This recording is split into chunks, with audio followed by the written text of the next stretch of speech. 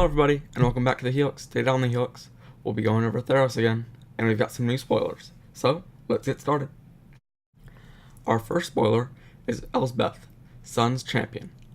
Now, she is 6 mana, but 4 loyalty with her -3 is pretty huge considering it can wipe the board and leave all your 1/1s and 2/2s safely out of its reach. Also, spitting out a couple of 1/1s isn't bad itself, so if you gotta go for a 1-2 punch, Elsbeth is where it's at. Speaking of Sun, God of the Sun is an indestructible 5/6 that needs Devotion 5 white in order to be a creature. But it gives all your creatures vigilance, and for 4 mana, you're spitting out a 2/1 enchantment creature, which isn't bad considering most of the decks today, that 2/1 is going to be trading a lot. So this is going to be interesting to see in Constructed if it hits a big role in control.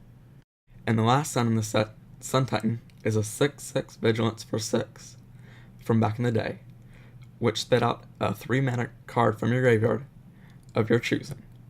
It did some serious business back in the day, but with cards like Domri Raid now, I'm sure it will fulfill an interesting role in Standard. One card that can go toe-to-toe with Sun Titan is Underworld Cerberus.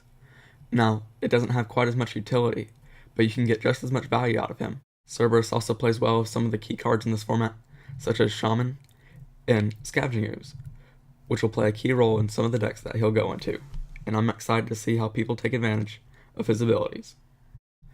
What Cerberus had in size, Lion has in versatility.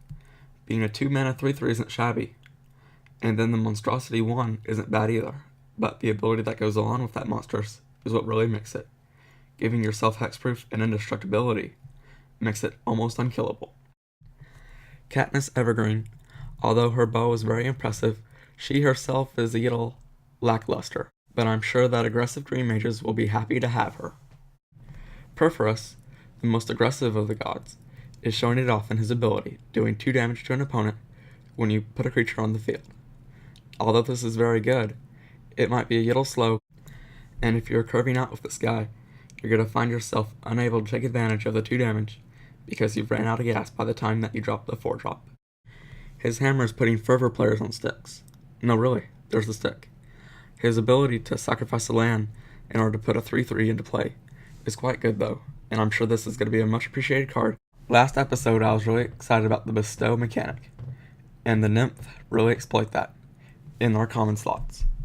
So what the Nymph do is they look after the land, but as far as gameplay goes, they're going to look after our creatures with extra abilities that literally pop on to already awesome creatures like Grizzly Bear and Drake.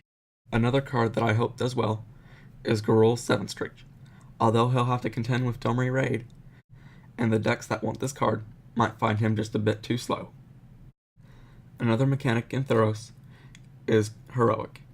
Heroic is whenever that creature is targeted by a spell you control, it gets its ability. Now, I think of this as kind of an unbroken storm, where you can't just cast infinite spells and get infinite things back.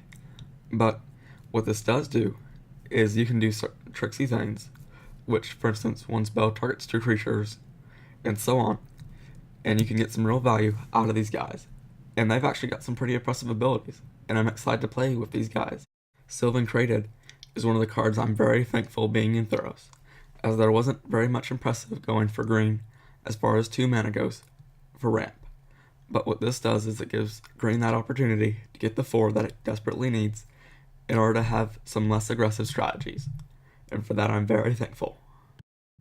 Urabos, like any good god of the underworld, gives you an option for your life to a debt.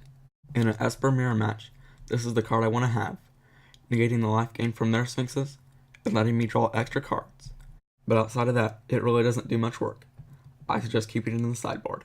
If you're playing Burn and you see any mountains, this comes out of your sideboard immediately, because this card is going to destroy some people and control decks aren't going to know what happened. And the last cards we're going to talk about today are the Scry lands. Without the M10 lands and the Innistrad lands, I'm happy to see these as our replacement. These cards will provide the color fixing that decks need, but while slowing them down at the same time. So control is going to love these cards, as it lets them see more cards and choose what tools they need for that match.